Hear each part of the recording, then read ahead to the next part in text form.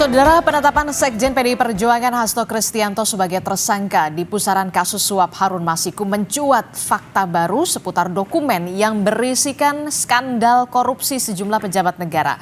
Lalu benarkah dokumen tersebut menjadi senjata PDI Perjuangan untuk membongkar sejumlah kasus yang berdampak pada sejumlah pihak? Siapa saja dan apa saja kasus yang menjerat?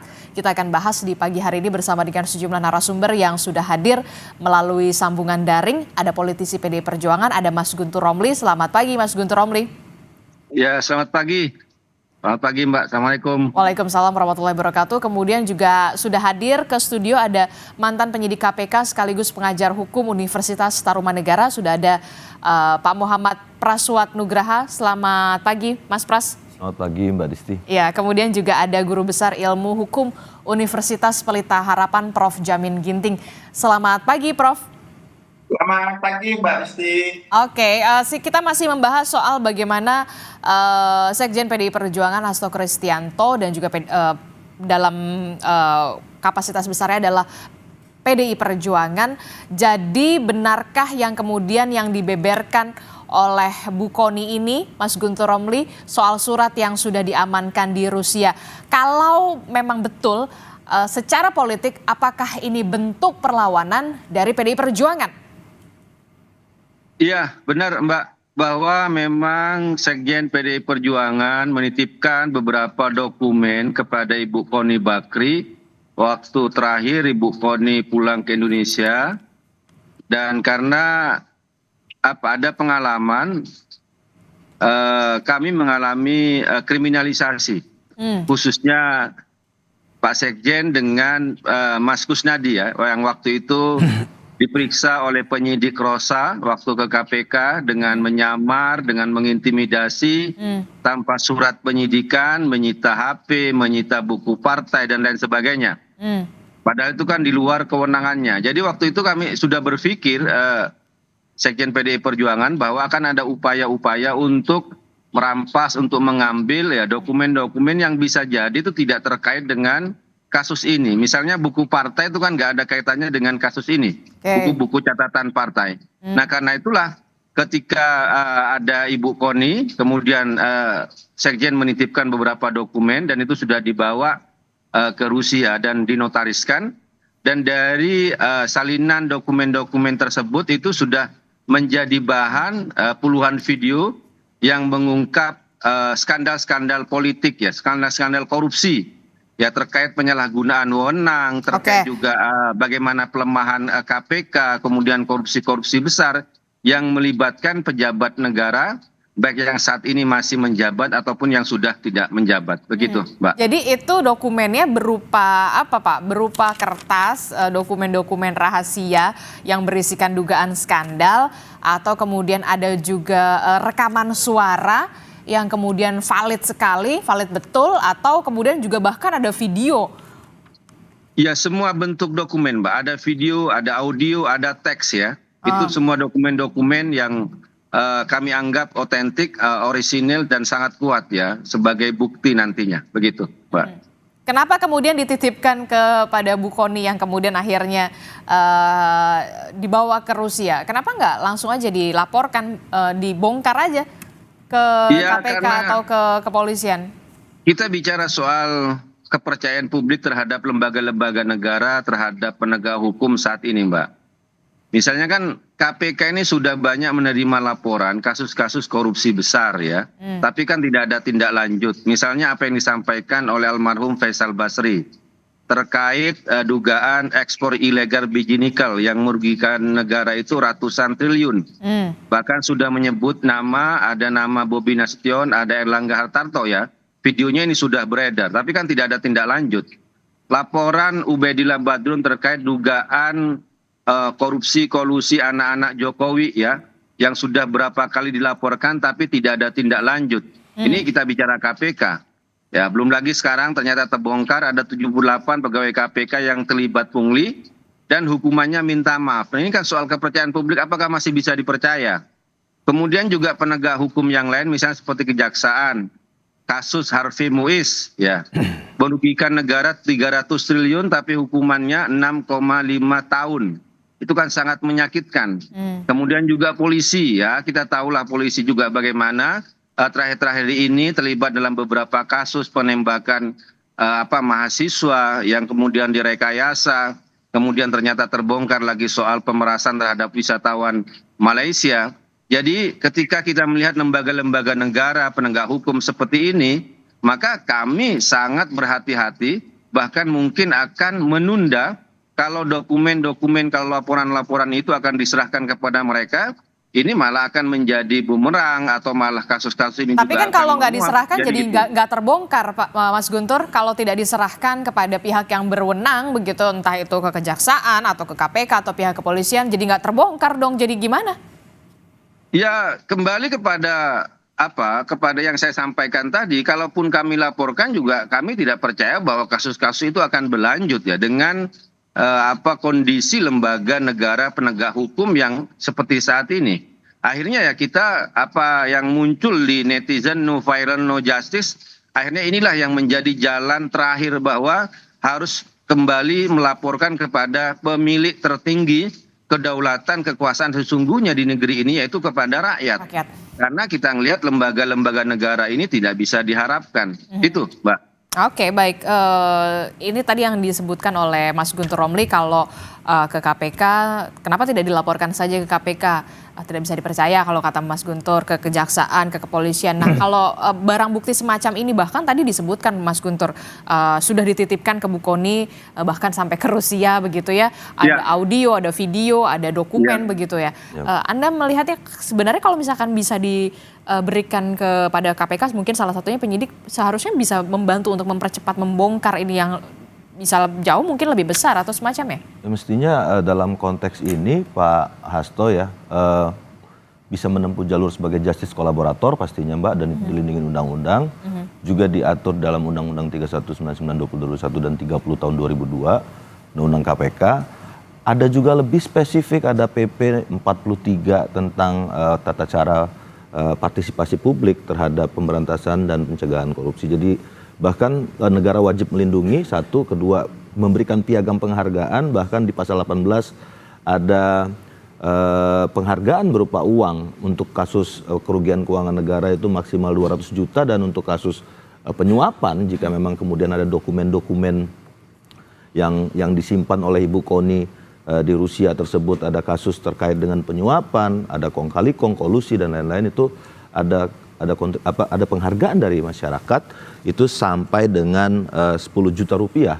Itu diatur di pasal 18 PP 43 terkait 2018 terkait tata cara peran serta masyarakat dalam pemberantasan dan pencegahan korupsi. Jadi saya pikir sangat terbuka sekali Mbak, sangat-sangat terbuka sekali, dan sangat kita tunggu sebenarnya. Ini yang dari internal KPK pun sebenarnya para penyidik ataupun para penyelidik setiap harinya menunggu-nunggu atau mengharapkan ada alat bukti secara material seperti ini yang bisa diberikan kepada rekan-rekan di KPK, di internal, dari pengaduan masyarakat, dari penyelidikan dan penyidikan.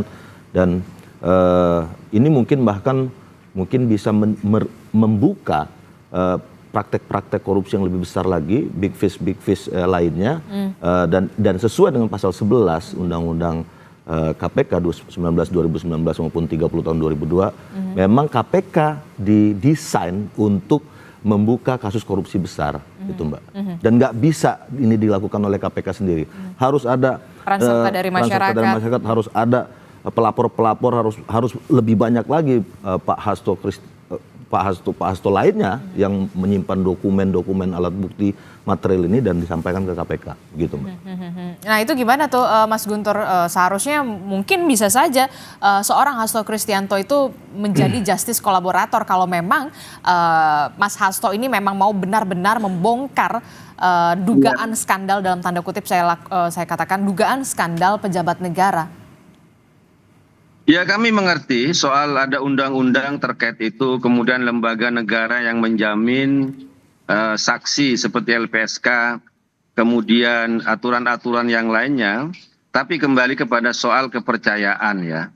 Apakah masih bisa dipercaya? Kalau dokumen-dokumen itu diserahkan, ya, apakah akan ditindaklanjuti atau malah ya dugaan kami juga bisa saja menjadi dihilangkan ya. Karena Ini aja deh, kita bercermin dari kasus sebelumnya. Kurang kuat apa ya, seperti disampaikan oleh almarhum Faisal Basri terkait dugaan ekspor biji nikel yang kerugian negara itu ratusan triliun. Coba saya nanya, gimana dengan dokumen? Gimana ya? Jelas itu Bang Faisal itu juga waktu itu juga diminta oleh internal KPK untuk menyelidiki kasus ini. Sempat ramai kemudian tiba-tiba hilang. Sudahlah, nggak usah berharap dengan kasus-kasus besar yang lain. Kasus-kasus besar yang lama itu juga masih mandek di KPK. Jadi ini kembali ke soal kepercayaan terhadap lembaga negara, terhadap penegak hukum. Itulah. Kadang-kadang itu kan kalau kita ngeliat kasus itu, kalau nggak viral dulu di masyarakat, buktinya tersebar di masyarakat dan sebagainya, itu kan nggak ditindaklanjuti. Ini fakta ya, yang terjadi di masyarakat kita. Ketika sudah rame, ketika sudah katakanlah terbentuk suatu desakan dari masyarakat, kemudian buru-buru tergopoh-gopoh untuk menyelesaikan kasus tersebut. Seandainya beberapa dokumen yang disampaikan oleh almarhum Faisal Basri adalah yang bocor ke masyarakat, saya kira kasus dugaan ekspor ilegal biji nikel itu nggak akan mandek seperti sampai sekarang, Mbak. Itu kalau menurut saya. Gitu. Jadi akan dibongkar atau enggak nih? Pasti dibongkar itu, Mbak. Pasti. Kapan? Itu. Pasti. Kapan hal yang mudah itu? Jadi dipublikasikan dulu baru dilaporkan, gimana? Ya kita nggak mau, tidak ada niat untuk ngelaporin lah. Kita lebih ke bagaimana soal pemberantasan korupsi ini, edukasi terhadap masyarakat, kemudian juga penyalahgunaan wewenang itu juga masyarakat juga tahu. Dan kenapa meskipun sudah ada yang namanya undang-undang, sudah ada namanya lembaga, stucknya itu di mana gitu kan? Ya karena ya di internal lembaga penegak hukum juga terlibat, petinggi negaranya juga terlibat, ya anggota parlemennya juga terlibat. Gimana kita mau kasus itu jalan kalau semuanya itu terlibat? Maka itu ya harus ada dorongan dari masyarakat itu sendiri itu, Mbak. Oke, saya ke Prof. Jaminun Ginting. Prof. Jamin, apa yang bisa dicermati dari seorang Hasto Kristianto yang kemudian ditetapkan menjadi tersangka dugaan suap Harun Masiku, kemudian juga Mas Hasto berencana untuk membongkar dugaan skandal yang melibatkan dugaannya adalah pejabat negara yang kemudian dokumennya dititipkan ke Bu Kony di Rusia nih. Apa yang bisa Anda cermati jadinya soal ini dari sisi hukum? Tentu pertama kita harus menghormati segala bentuk laporan yang sudah pernah disampaikan kepada lembaga yang kita hormati, apakah KPK, kepolisian atau kejaksaan. Tetapi kalau hanya masih sebatas terkait dengan rencana, tentu sulit ya bagi penegak hukum untuk menindaklanjuti terkait dengan rencana laporan berdasarkan dokumen yang dititipkan atau berdasarkan kepada dokumen-dokumen yang ada yang belum pernah disampaikan atau belum pernah dilaporkan. Di depan mata kita melihat pada saat ini Pak Hasto sudah ditetapkan sebagai terdakwa. Saya yakin upaya hukum yang tersedia dengan pra-peradilan yang ada bisa dilakukan terhadap penetapan tersangka yang dinyatakan tidak sah atau tidak memiliki dua alat bukti begitu. Nah, jadi kalau Mas Guntur mempunyai rencana contohnya terkait dengan membuat framing dalam masyarakat bahwasannya ketidakpercayaan itu ada sehingga masyarakat terbentuk untuk tidak percaya, tentu ini jalur yang bukan jalur hukum. Saya nggak bisa komentar kalau bukan jalur hukum ya. Nah, tapi kalau terkait dengan bukti yang ada di Ibu Kony di Rusia seperti itu dibawa dan disampaikan membuat laporan, itu tentu sudah masuk jalur hukum. Jadi saya kira kalau ketidakpercayaan terus itu dibentuk, maka saya yakin tidak ada laporan yang bisa berjalan, bahkan mungkin laporan-laporan terkait dengan kedudukan dari Pak Hasto ini terus berjalan begitu. Jadi atau bisa jadi nanti jadi laporan baru terkait dengan isu pencemaran nama baik ya begitu, di media sosial yang dilakukan oleh orang tertentu, apalagi kalau terkait dengan lembaga. Jadi saya kira ada baiknya ya, kalaupun ketidakpercayaan itu ada, tetap saja laporan dijalankan, tinggal dikawal sama masyarakat dan dikawal oleh partai sendiri yang begitu besar. Saya kira PDIP cukup besar yang bisa mengawal kasus ini. Jadi tidak terbentuk framing di dalam masyarakat kalau sebenarnya PDIP ini takut sebenarnya. Jadi jangan sampai masyarakat menilai PDIP ini cuma mau balas dendam saja gitu. Isunya mana, buktinya nggak ada juga. Dan saya kira masyarakat nanti menilai seperti itu. Jadi saya kira harusnya tetap semua laporan. Bisa aja contohnya Mas Guntur melaporkan secara mencicil satu-satu. Ya, dokumennya dikip begitu untuk laporan berikutnya. Saya kira itu lebih bijaksana karena kita negara hukum, kita menghormati hukum. Kalau kita tidak percaya kepada lembaga yang ada, yang sekarang ini dianggap semua integrated ya, terkait dengan adanya kolusi, nepotisme ya, harusnya ya kita tetap aja melaporkan hari itu ya. Gak ada lembaga lain lagi yang kita bisa percaya, sulit ya kalau negara ini kita tidak percaya. Nah, nggak mungkin kita mengandalkan people power. Nggak tahu Pak Guntur apakah mau mengajak masyarakat untuk demonstrasi sekitar people power begitu untuk menjatuhkan pemerintah yang ada, kan agak berat kalau bisa melakukan seperti itu karena tidak ada lagi yang bisa dipercaya, kata Pak Guntur. Oke, tapi itu artinya kalau misalkan memang tidak dilaporkan, justru yang dikhawatirkan adalah backfire sendiri ke Mas Hastonya, karena memang bisa jadi nanti bisa dilaporkan soal dugaan pencemaran nama baik, begitu Prof. Jamin? Ya, kalau sampai ada menyebutkan nama-nama tertentu sebagai pelaku suatu perbuatan pidana padahal dia tidak pernah melakukan perbuatan itu, tentu kan dia nama baiknya tercemar, gitu kan? Apalagi itu disampaikan di media sosial, begitu. Nah, kalau itu bisa dia buktikan, ya lebih baik begitu. Kalau memang apa yang disampaikan di media itu benar-benar nyata, real, ada buktinya begitu melalui penegak hukum yang ada. Begitu. Respon Anda, Mas Guntur, apa yang sudah diutarakan oleh Prof. Jamin? Iya, dengan segala resiko, yaitu memang Sekjen PD Perjuangan itu siap menghadapi. Ya, seperti yang disampaikan tadi, bahwa kita juga melihat sekarang, ya, anggota DPR RI dari PDI Perjuangan, Rieke Diah Pitaloka, menyampaikan secara kritis di parlemen, di sebuah lembaga yang terhormat, ya, dan itu dilindungi oleh undang-undang, tapi kemudian dilaporkan ke MKD dengan tuduhan memprovokasi.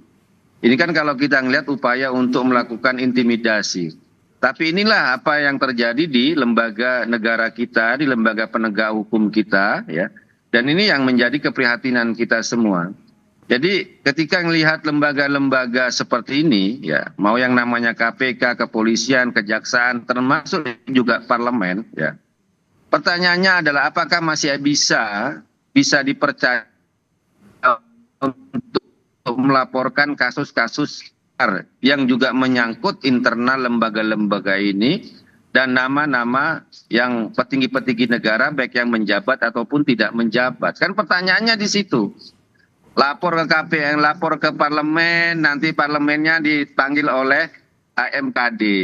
Lapor ke polisi, ternyata petingginya juga akan disebut dalam kasus tersebut. Ya, KPK juga sama, kejaksaan sama. Jadi kemana lagi harus melapor kalau bukan langsung kepada rakyat yang memiliki kedaulatan penuh, ya. Tapi yang jadi pertanyaan kenapa ingin saja ini bukan untuk. Tapi Mas Guntur, kenapa yang Dan kemudian ini jadi tentu saja bukan untuk Mbak. Ya. Oke, Mas Guntur, Bagaimana? tapi yang jadi pertanyaan selanjutnya adalah kenapa baru sekarang ingin dibongkar, bahkan dititipkan ke Bu Kony ke Rusia, kenapa nggak dari dulu dibongkar? Jadi orang bertanya-tanya juga apakah kemudian ada hanya bluffing atau bagaimana begitu, jadinya kan juga bertanya-tanya. Enggak. Kan sebenarnya kasus-kasus yang akan nanti disampaikan tidak hanya kasus baru, Mbak. Kasus-kasus lama yang sudah pernah muncul di KPK, pernah muncul di kejaksaan, pernah muncul di kepolisian, tapi tidak ada tindak lanjut, ya kan? Ya kalau itu kan terkait, kalau ditanya kenapa dibongkar sekarang, ya kenapa KPK nggak mau bongkar? Kenapa nggak mau melanjutkan kasus-kasus tersebut? Kan di situ masalahnya kan? Nah, terkait kalau yang beberapa hal yang baru itu ya ini perlawanan, Mbak. Perlawanan terhadap kriminalisasi terhadap Sekjen PDI Perjuangan ya, yang merasa benar-benar dikriminalisasi. Persoalan di sini lebih banyak kepada persoalan politik, bukan persoalan hukum. Kemudian juga secara berlebihan mencekal Bapak Yasona Lauli, padahal beliau baru statusnya itu adalah saksi dan nggak pernah merintangi, selalu kooperatif selama ini menjadi saksi dan nggak mungkin kabur.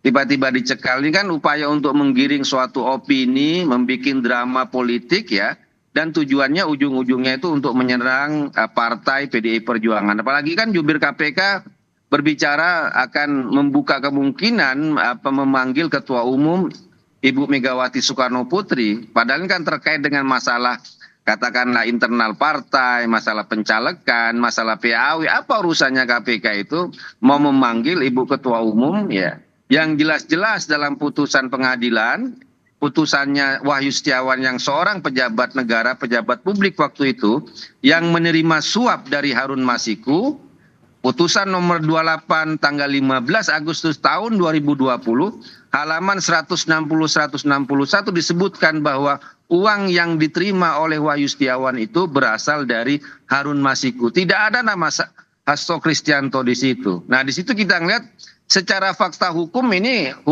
kasus ini nggak bisa disebut dengan hukum, tapi lebih kepada upaya politik untuk melakukan kriminalisasi terhadap Hasto Kristianto yang bertugas sebagai sekjen partai. Makanya jubir KPK juga mau memanggil Ibu Ketua Umum, kan ini kan semuanya soal desain politik, rekayasa politik untuk menyerang PDI Perjuangan, yang kami tidak tahu siapa sekarang yang meremote KPK.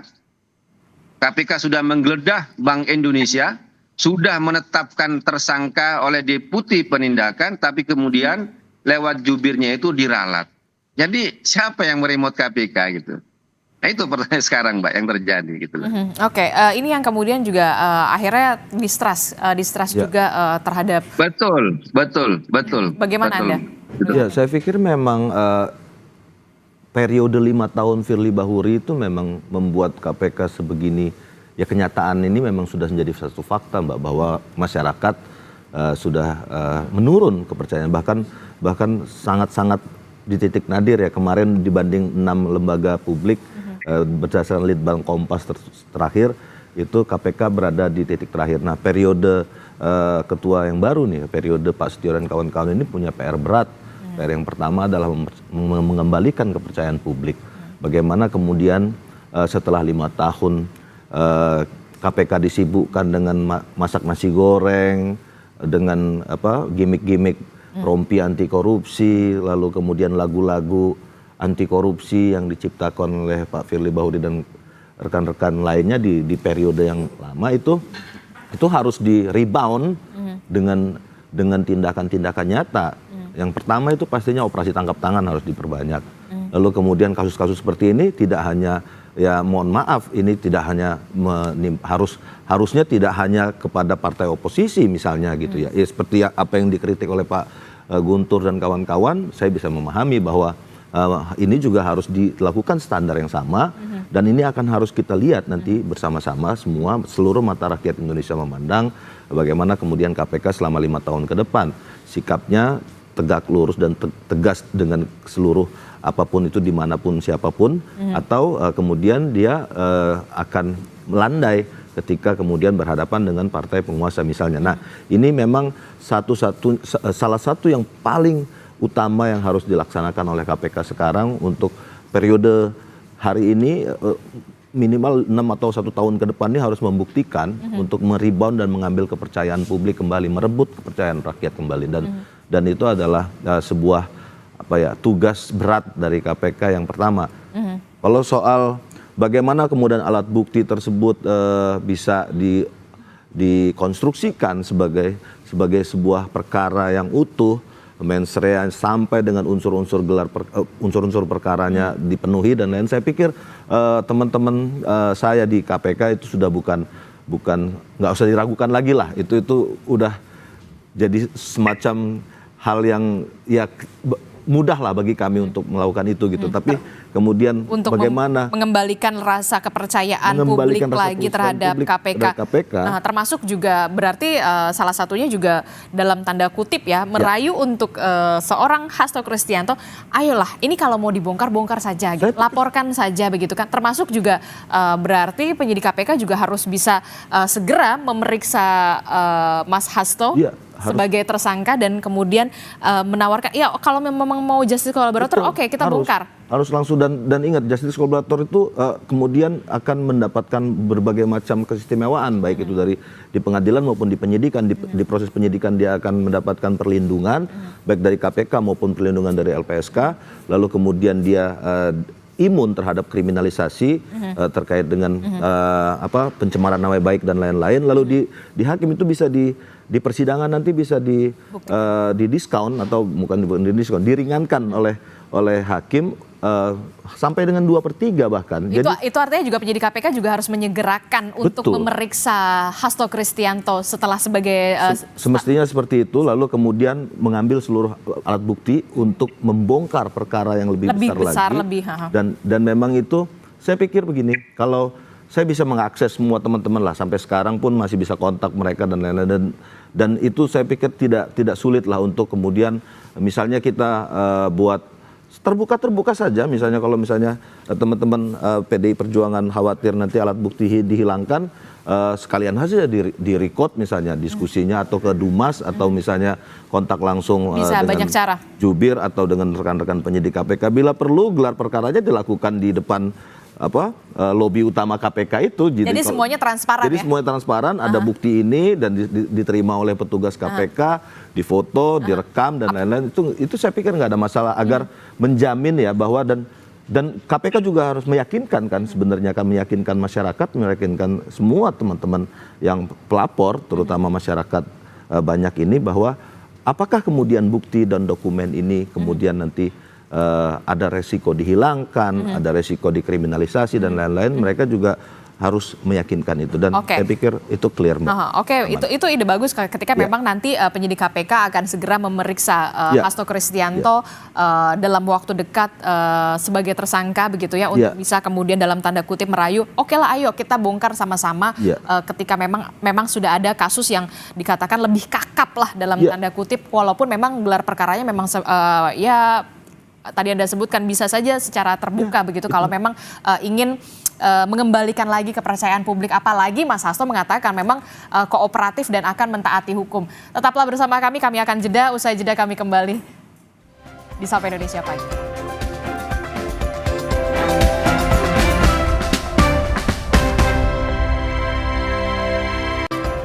Terima kasih Anda masih bersama kami dalam Sapa Indonesia Pagi. Saudara, masih membahas soal bagaimana kasus hukum yang kita ketahui Sekjen PDI Perjuangan Hasto Kristianto sudah ditetapkan menjadi tersangka dalam dugaan suap Harun Masiku, dan yang terbaru adalah Hasto ini berupaya untuk kemudian membongkar dugaan skandal. Sekali lagi saya mengatakan dugaan skandal pejabat negara. Nah, ini yang perlu dibuktikan, Mas Guntur.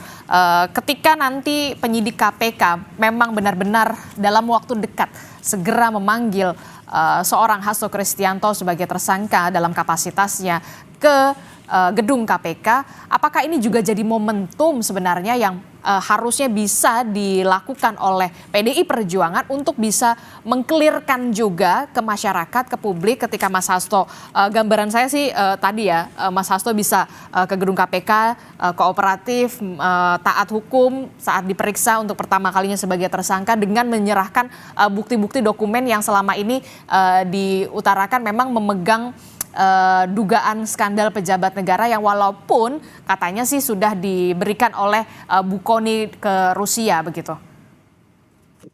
Mbak, selama ini Sekjen PDI Perjuangan itu selalu kooperatif, tidak pernah kabur, tidak pernah ingkar, ya tidak pernah tidak datang lah kalau urusan dengan hukum, bahkan sampai juga bersaksi di pengadilan tahun 2020 waktu kasusnya Wahyu Setiawan. Kemudian juga Bapak Yasona Lauli juga nggak pernah ingkar, selalu datang kooperatif. Ya, jadi itu menunjukkan bahwa semua yang ada di PDI Perjuangan itu taat hukum, taat prosedur, dan akan menghormati proses hukum yang ada. Ya. Karena itu ya kami ngelihat kok kenapa yang Harun Masiku disangkut pautkannya dengan PDI Perjuangan. Bahkan kami juga bertanya-tanya, siapa ini yang sekarang melindungi Harun Masiku? Selama ini kan opini yang muncul Harun Masiku itu kabur karena dilindungi baik oleh partai, oleh sekjen. Dan kami melihat KPK itu kan punya segalanya, Mbak. Penyadapan punya, apalah alat-alat yang canggih-canggih KPK punya, mau juga penyitaan, pemeriksaan, ya pemantauan dan sebagainya KPK yang punya. Ini kasus mau 5 tahun, tapi Harun Masiku tidak ditemukan. Siapa sekarang yang menyembunyikan Harun Masiku? Ya. 1 tahun belakangan ini PDI Perjuangan sudah berpisah jalan dengan kekuasaan. Jadi kalau dianggap masih ada opini bahwa Harun Masiku disembunyikan oleh partai atau oleh sekjen, itu menurut saya ya yang sangat mengada-ngada lah. Wong kami nggak punya kekuasaan apa-apa, kami hanya partai yang nggak punya alat sadap, yang nggak punya militer, yang nggak punya senjata dan sebagainya, yang tidak punya kemampuan untuk menyembunyikan seseorang. Jadi perlu kami tegaskan lagi soal ini, karena kan selama ini opini buruk yang disampaikan kan kasus Harun Masiku kan semuanya kan upaya untuk menyerang partai, untuk menyerang sekjen PDI Perjuangan. Tapi kenyataannya inilah yang sekarang dalam 1 tahun ini sudah tidak ada lagi yang namanya kerjasama dengan kekuasaan, sehingga harusnya kasus ini kembali kepada pokok persoalan, yaitu temukan yang namanya Harun Masiku. Karena ini kan kasus suap. Kasus suap itu adalah pejabat publik, pejabat negara yang menjanjikan atau bisa melanggar kewenangannya, yaitu Wahyu Setiawan.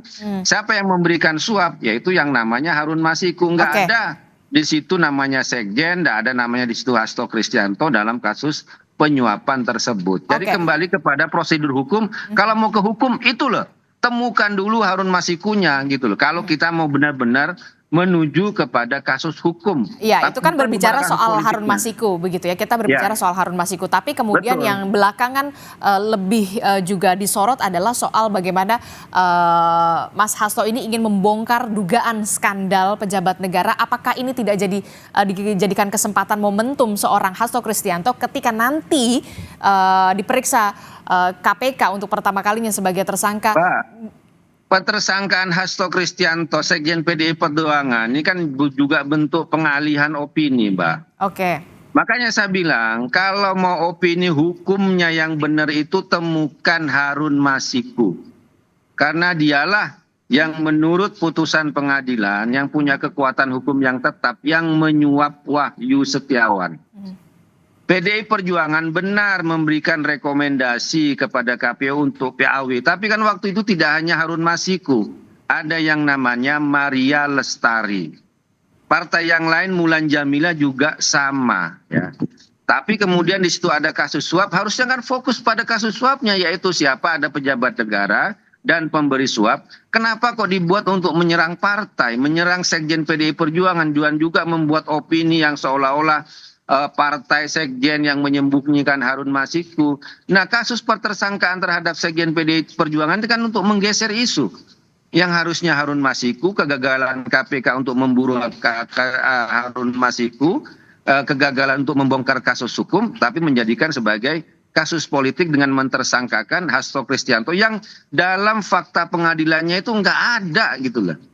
Jadi makanya saya tanya, siapa yang meremote KPK sekarang ya? Kalau tersangka saja yang kasus CSR Bank BI bisa diralat, itu kan, berarti kan ada yang meremote, kan gitu. Tapi kemudian kalau misalkan ada juga yang mengatakan, tapi kalau misalkan ada juga asumsi yang mengatakan, jangan-jangan ini isunya digeser untuk bisa membongkar dugaan skandal ini, isunya digeser dari Harun Masiku untuk soal dugaan skandal ini. Makanya kalau ditanya soal apakah nanti ketika Mas Hasto dipanggil KPK pasti datang. Taat hukum. Selama ini juga seperti itu semua. Semua yang dipanggil oleh KPK juga akan datang, akan taat hukum, karena itulah prosedur hukum yang di kita. Ya. Meskipun kami juga akan melakukan upaya-upaya perlawanan, yang jelas ketika sebuah lembaga penegak hukum tidak bisa dipercaya, maka harus ada jalur yang lain. Kami juga tidak mau misalnya menjadi korban kriminalisasi selanjutnya. Karena selama ini juga Mas Hasto, Sekjen PDI Perjuangan kooperatif dengan KPK, dipanggil pengadilan iya, dipanggil KPK berkali-kali juga iya, datang dan sebagainya. Tapi kan kenyataannya inilah yang terjadi, malah dijadikan sebagai tersangka, padahal fakta-fakta hukumnya ya bagi kami nggak ada alasan sama sekali. Oke. Gitu loh. Oke, Gitu. Prof Jamin, ini gimana kalau soal dokumen-dokumen yang dikatakan rahasia, banyak dugaan-dugaan skandal ini sampai bisa keluar ke luar negeri begitu, dibawa keluar oleh seorang individu, ini gimana nih Prof Jamin? Ya, baik. Saya kira saya nggak tahu pasti nih dokumen apa ya yang disampaikan tadi yang sudah ada di luar negeri. Tetapi kalau memang dia punya hak atas dokumen tersebut terkait dengan akses terhadap dokumen tersebut dan dokumen tersebut tidak merupakan bentuk rahasia negara ya yang benar-benar bisa menjadi dasar keamanan dan keselamatan negara, saya kira nggak ada masalah ya untuk bisa dijadikan pegangan bagi PDIP. Tetapi yang paling sangat penting bagi saya adalah kita kan ingin sama-sama memperbaiki negara ini lebih baik ke depan dalam rangka pemerintahan, kan begitu ya. Jadi jangan sampai nanti isu ini negara kita ini dianggap lack of penerapan hukumnya itu tidak sebagaimana mestinya gitu. Artinya tajam terhadap lawan politik, tetapi tumpul terhadap teman politik. Nah itu harus kita garis bawahin yang disampaikan Pak Guntur tadi. Kalau sampai seperti itu kita tidak harapkan. Nah untuk bisa melakukan hal itu lebih baik ke depan, saya kira PDIP, ini kan PDIP kan partai besar ya, Bu Mega ya, dan sudah terbiasa melawan pemerintahan kan. Waktu zaman-zaman dulu kita tahu juga sangat. Jadi nggak ada ketakutan yang sangat prinsip. Nah kalau tidak ada ketakutan seperti itu, saya kira dokumen-dokumen itu segera diungkapkan saja. Biar kita, walaupun saya yakin Pak Guntur tadi sudah berulang-ulang mengatakan tidak percaya kepada KPK, tidak percaya kepada, tetapi sebagai warga negara yang baik, ya sudah menaati hukum, kita serahkan, nanti kita kawal bersama-sama. Nah, bagaimana cara pengawalannya? Tentu strategi daripada partai politik PDIP punya cara tersendiri, kan begitu kan? Nah, mengambil hati masyarakat untuk mengambil hati masyarakat melalui media sosial bagus, ya. Tetapi mengawal hukum dengan bukti-bukti yang ada itu lebih bagus lagi menurut saya kan. Nah, itulah suatu dasar yang harus dilakukan oleh PDIP. Saya sampai sekarang ya tentu kita yakinlah kepolisian, kejaksaan dan KPK tegak lurus. Walaupun tadi ada remote ketik dan petik, Pak Guntur bilang kemungkinan ada remote yang invisible hand lah gitu ya, yang bisa kita tafsirkan seperti itu oleh penafsiran Pak Guntur tadi. Nah, bagaimana memutuskan penegak hukum dengan invisible hand itu yang harus kita lakukan begitu. Jangan sampai kok mau ya gitu KPK, kepolisian di remote control sama orang tertentu. Nah itu kan agak aneh gitu. Dan ini terjadi 40 atau 50 tahun yang lalu di Hong Kong, Pak. Waktu pembentukan ECIC itu seperti ini begitu. Jadi banyak sekali anti korupsi itu dipengaruhi tidak bisa jalan karena dipengaruhi oleh ada intervensi. Iya, nah jadi harapan kita bersama ya kita berhukum itu ya bermartabat begitu ya, berhukum itu bermartabat. Jadi saya kira Pak Guntur juga ya kawal terus kasus yang sudah dilaporkan dan laporkan terus kasus yang belum dilaporkan. Nah itu harus dilakukan.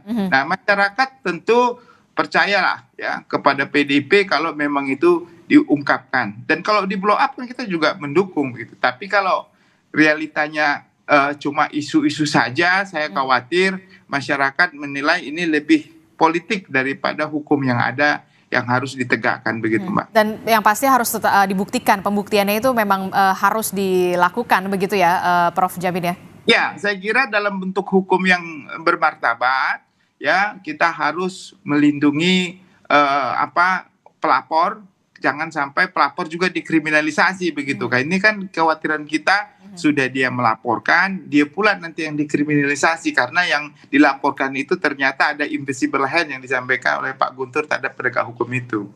Oke, terakhir Mas Pras gimana? Ya. Kalau Mas Guntur bilang katanya ada remote lah segala macam istilahnya begitu ya KPK.